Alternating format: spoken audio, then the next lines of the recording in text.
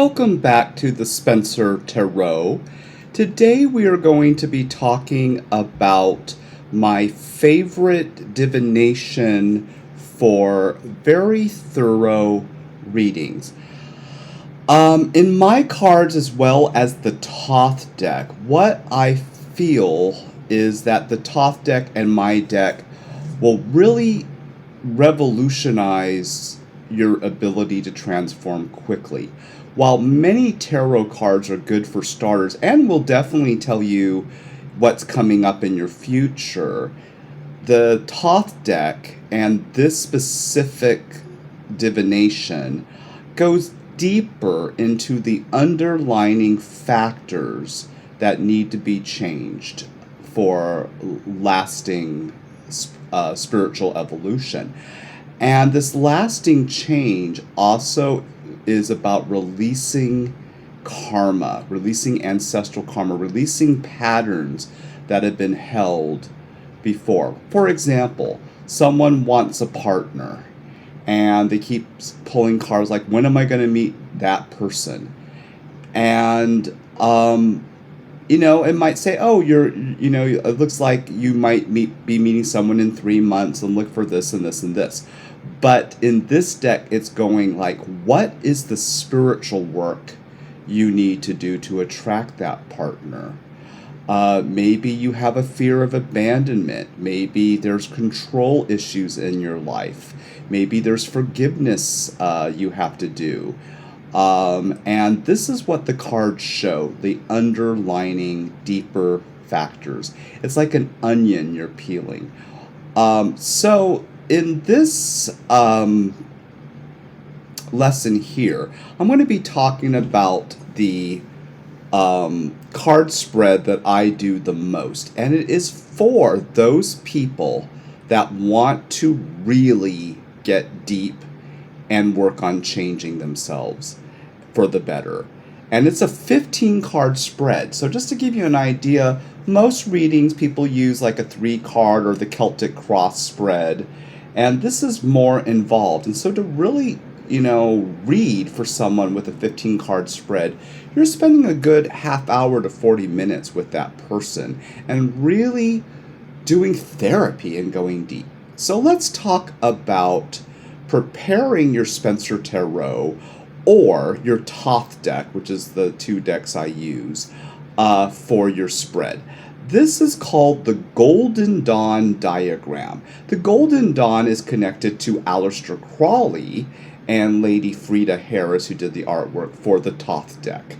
And my deck is specifically also geared to use this specific divination spread. So what you want to do is it's always good to clear your cards before doing a reading. And a simple way to clear your cards is to use a clear quartz crystal, and you can lay that with your cards. Or other things that work well is like a salt lamp, or just a little bit of white sage can clear the cards. You don't have to go overboard, but if you're doing a lot of readings, or if you have done a reading for someone that, well, I'm just going to say it is rather toxic or in dark energy or having challenges, it is good to clear your cards.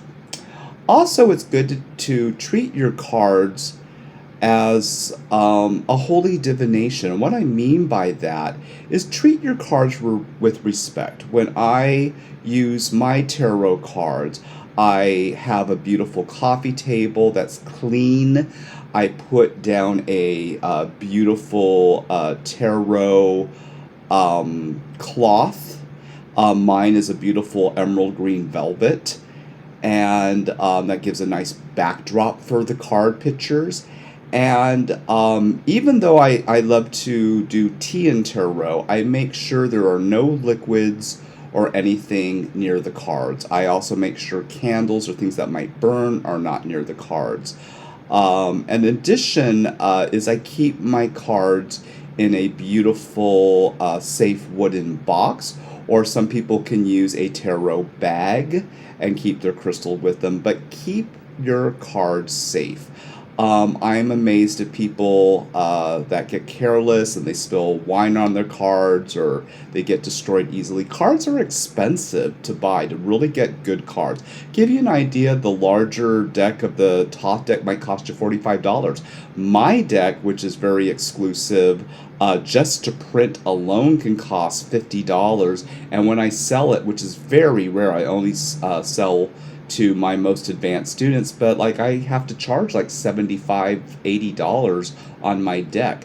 I have gold leaf decks that are $200, so you want to protect them, and that's just an important thing, and you want to clear the energy.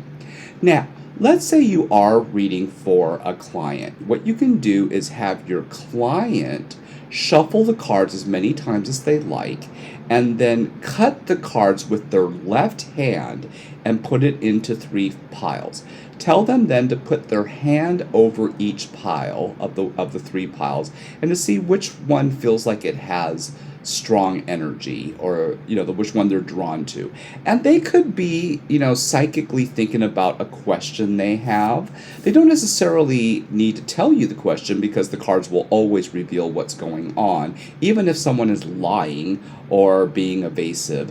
But sometimes people will have a simple question like, will I get a new job? Will I find love? Will I, heal up from my illness? Things like that. So anyway, once they cut the cards with their left hand, take that pile, then put the other 2 decks under it. And now you see with this diagram where the numbers are. So you put the 1 card down, then the 2 on the left, and the 3, and then you go to the top right, 4, 5, 6, 7, going around the way the numbers are situated until you have all 15 cards down. Now, we have in this diagram what are called the sacred triads. Tri is 3. Okay, so they're 3 cards together representing a unit. I find it interesting that we use the triad in music for harmony. So most, like a C major chord is C, E, G, 3 notes. And we call that a triad. So another idea of this word triad is there is a harmony in each of these quadrants. So the first, or what we call the central triad in the center, is representing the main issue and what your client is feeling, or what's the immediate present thing they're working on. And the cards around that just unify that. So let's say the card that's pulled, I'm just going to make up something. So let's say the card that's pulled is the Magician, and that's in the center, and around it is Science card and Work. And it's just kind of saying that, okay, the Magician is able to move forward and use communication skills to get what they want. We see Science, which might mean going back to school, a new job, work. So we might ask the person, I'm seeing something related to your career. Are you moving into a new job position, or are you starting school? Oh yes, this is what and that can give you an indicator of what the main question is. Now, the second triad 3 cards, 4, 8, and 12, represent the current trajectory. What that means is like the near future, where things are sort of moving to. And like if someone's saying like, will I get a raise at work? Well, what if in that quadrant of the second triad, you get abundance, success? Obviously, that's telling you, yes, things are moving towards a raise, more money, being recognized for your career, so forth. Off to the left is the 1395, and that's the alternate path, or that could be the later future, because usually we have to work on ourselves, or we have a choice to work on ourselves. So, for example, let's say what's coming up is, yes, you have the possibility of expanding your career right now and getting a raise, but it also says you need to kind of go back to school. There's a few things you need to study to prepare yourself for that. And maybe the person's like, oh, I don't want to go back to school. I don't want to have to work on myself. I'm not ready, or that seems like, or maybe they're just lazy.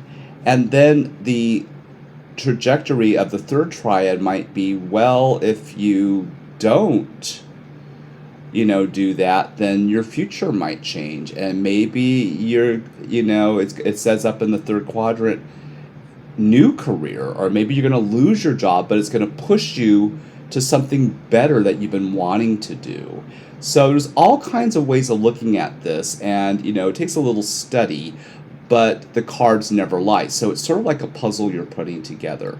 In the fourth triad at the bottom are internal or psychological factors you can draw on. So, or something you're going to need to make the personal change. So what if at the bottom we get the courage card, and it maybe is like this person is fearful of getting a raise because it means new things in their work, more demands, longer hours, more pressure, and can they handle it? And they're going, I don't know if I can, and they're in fear. And maybe it's saying this is something you need to watch for, is staying out of your mind. Or, what if they have the Fool? And the Fool means, just, moving forward, with no fear, and, being adventurous, and, changing your attitude. Well, those cards will tell you. It might also tell you talents or something you have to draw on. So what if in that internal factor there in the fourth triad, it says art, and it says you have lots of creativity that you can draw on to help you with your new job. The fifth triad deals with karma, or karmic patterns, or external factors that are out of your control that are affecting the situation. So what if in that quadrant we see interference? And it might be someone that's a coworker that's jealous or wants the raise too, and they might try to sabotage you. Or there might be a competition. It might just be like, you need to be aware of that. And maybe in the fourth quadrant, saying these are things that are talents that you have over the other person that could help you win that raise or whatever. So it could deal with karmic factors. It could deal with external. It could say you're depleted right now. You've been working too hard, and you're in indolence. Like you are sick, and you need to kind of take a little time off and replenish before moving forward into getting the new position. And by taking a little time for yourself, you're going to have more energy when the time comes to change. So that might be an example. And so this is sort of how the Golden Dawn Tarot works. And remember, too, that certain cards have connections to people. So let's say we get the Prince of Swords, right? And that is a person that's very creative, and that might be, an air sign, right? So you might say, hey, do you have any creative friends at work that are maybe Aquarius, Libra, or Gemini? And they go, oh my gosh, yes, I have a coworker I really love who's so positive, and he's a Gemini. And I go, well, that might be an indicator of someone to align yourself with. And maybe that person has some clues or something in with the boss that are insights that you need and could help you. So that might be an example. Maybe we get the boss as the Knight of Swords. A very well-educated, madmen, executive type that's very intellectual. And maybe around that are some other clues, like trust. And it might be showing you that your boss trusts you, or you need to have more faith in your boss and that he's choosing you, and he wouldn't be choosing you if he didn't think you were right for the position, So it gives you all these different insights to draw on and to talk about. This is why I like to do a spread like this, within a full hour, and relaxing with a cup of tea and really just taking it slow and discussing with my client. Your client or your friend or whoever you're reading for is going to give you clues in their body language, in their verbiage of what is really going on. And as you hit on things that are emotional for them, you'll see, that's the real issue.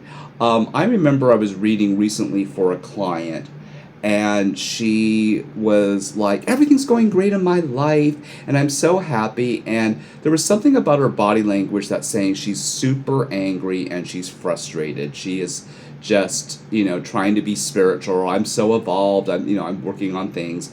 And I could see that something was underlining, and something she was stewing on, and she wasn't telling me. And she says, "Well, I just want to travel. Will I be traveling this summer?" And I kept, even before I did a reading, thinking psychically, this is not the issue. But I pulled the cards, and it said there was nothing that had to do with travel. So I just said, I don't think this is the time for you to be traveling. I don't see anything in the cards for it.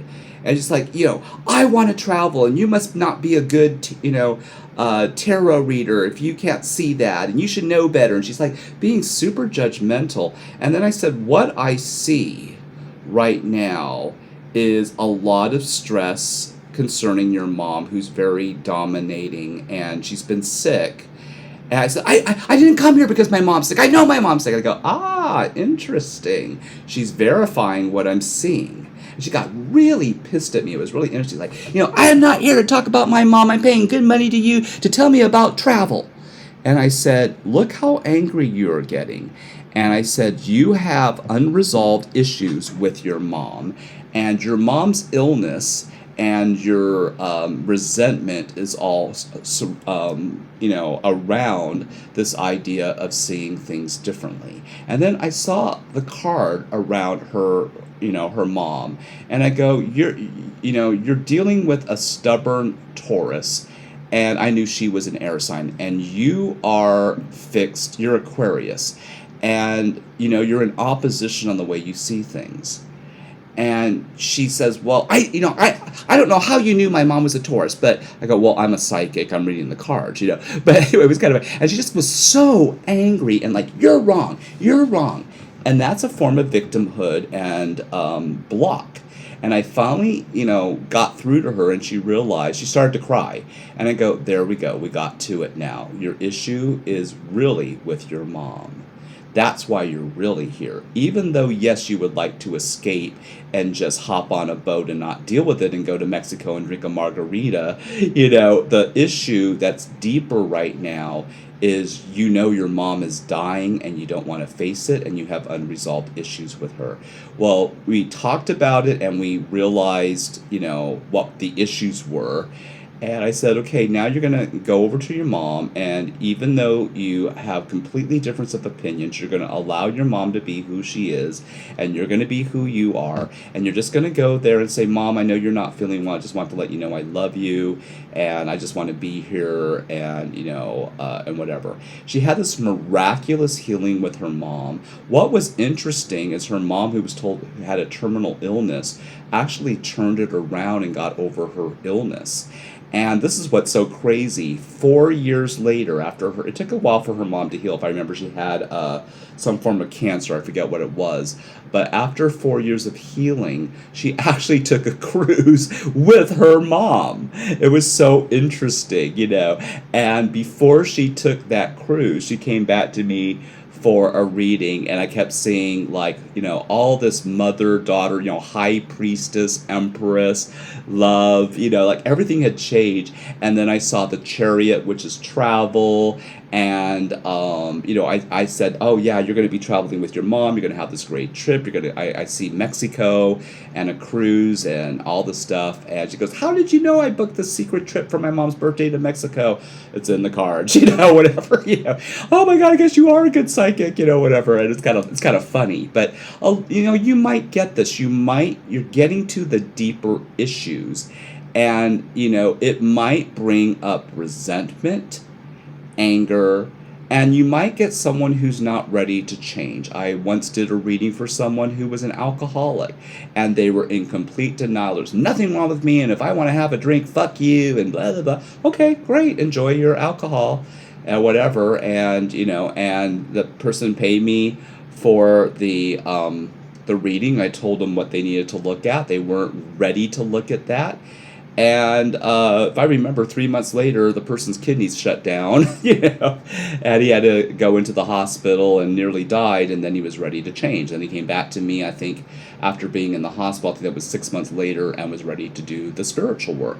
So you're going to get that. And you have to be okay with people choosing their misery and choosing their muggleness and stupidity. And that was really hard for me. And what I used to do was want to be like, I'm right. Like, I know what's right for you spiritually, and this is going to help you. And I would get too involved emotionally with my clients, and I don't do that anymore. Now, if everybody's got free will, everybody's on their own spiritual path, and some people need to wallow in self-pity, some people need to get super sick, some people need to lose everything and be homeless, and you have to allow. And some people will make amazing quick change. I've seen people do a tarot reading and heal up cancer. Just blew me away. I saw one person that was stuck in a job they hated, and with 6 months after coming to me, was starting a brand new career path, doubling their income. I saw someone who went through a horrific divorce after years and years of physical and emotional abuse, and wasn't even looking for love, and attracted her second husband, who she believes is her soulmate. So this is the hard work, and people think that, oh, tarot's just a fun thing to do at Halloween, and it's just kind of a fortune telling. No, it can be a deeper spiritual practice, and that's how I treat tarot, is a holy roadmap, or spiritual roadmap, to your spiritual evolution and making lasting change in your life, if you choose. Or it could just be a fun thing to do at Halloween. It's up to you.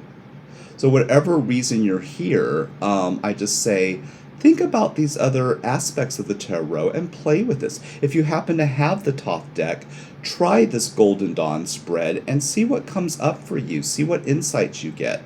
I sometimes have my clients have a journal, or I allow them to audio tape the session, and they'll listen to it over and over, or maybe the second time they're like, ding, oh, something clicks, So that's what I love about this divination. And people are visual, so we get an emotional response to a card when you see a visual, even if you don't even understand what the card means. Someone will just say, oh, this card makes me feel happy, this card scares me, this card feels weird to me, or, oh god, I'm feeling sexy right now, or whatever. We have different moods with the cards, and I think that allows us to get in touch with our think patterns and our emotions. And this is, like I said, this is the spread I do most of the time. I rather do a longer spread and really help a client than those, like a lot of these, fortune tellers that do a 3-card spread, yes, no, and just, kind of just scraping the surface and not getting to the problem. So this kind of tarot, I believe, can bring lasting change. Have fun and explore. And whichever deck you use, like I said, everybody's different. Again, I've had the best readings from my own deck and from the Thoth deck. But if the Thoth is not right for you, it's perfectly fine to use Rider-Waite or another deck. I have one student who is the sweetest girl, and she's super quirky and super fun, and her favorite deck is the Nightmare Before Christmas deck, and I'm like, that's cool. I love Tim Burton too, and she just has fun with that deck. And for where she is in her consciousness and what makes her happy, she's getting great results from that deck. She has a connection to that. She is also a voiceover artist, cartoonist, so it makes perfect sense she's going to pick that deck. I have another person who, like me, has a deep connection to Egypt and has an Egyptian tarot deck and uses that deck all the time. And there's a connection to, it's like, because when I do this deck, I can feel my past lives with me. I can feel my, ancestors watching over me when I use that deck. One of my favorite decks too is just for artwork. Is I love Gustav Klimt, who did a beautiful tarot deck that's kind of unusual and Art Nouveau, and I love the gold foil on it. And it just feels luxurious and sensual, and that's part of who I am. And sometimes when I'm just like, I'm just feeling sensual today, I will pull out that deck and get some interesting insights. I actually have decks that are more geared towards gay and lesbian relationships. That the Lovers cards is gay male or lesbians, and some of my LGBT community, they appreciate that. They go, it's nice to see a reflection of me on the cards and not a hetero relationship. And I go, you're right. And so with my cards, I did a little bit of both, but I have changed out my lovers cards to gay men, and I have an alternative card for that, or a lesbian couple, and I also have a transsexual couple. And if I'm reading for a specific, someone's coming to me for a relationship and I know they're lesbian or I know they're gay, out of respect for them, I will change out that card. And they are so appreciative. I have one lady, it was so sweet. She actually cried just like, oh my God, the lover's card. I go to tarot readings, it's always heterosexual. I don't feel connected. And, I'm seeing a lesbian couple, and she just started crying like, I'm being validated. It's so hard to find images that validate in metaphysics. So that's something. I have some people that, including myself, that are not that I'm attracted to evil, but I do like vampires, for example. I like werewolves. I love steampunk. That's another thing I'm really into, and I have a really cool steampunk deck that's kind of fun. I love Alice in Wonderland, and that's kind of quirky. And I have an Alice in Wonderland deck. I have this the Chicholi deck, which is a deck I love. That's just really childlike fantasy, Alice in Wonderland, quirky, and it just makes me laugh. And it gets me connected to my inner child, so that could be really cool. I had gone to New Orleans and spent a lot of time there. I have a very interesting voodoo deck, which is not evil, but really gets into African culture and different things. And I learned a lot about Santeria and voodoo and culture of other people. I have a deck that is Art Nouveau, because that's a period I like. I have a 1920s Art Deco deck. That's another period I like. So you could just, it's endless. You can explore, or, what might be great is if you really love metaphysics yourself, with different types of art mediums that are available now, you can actually do what I did and create your own deck that means something to you, and actually, get it printed out or sell it or whatever of your own vision. And we need people doing that.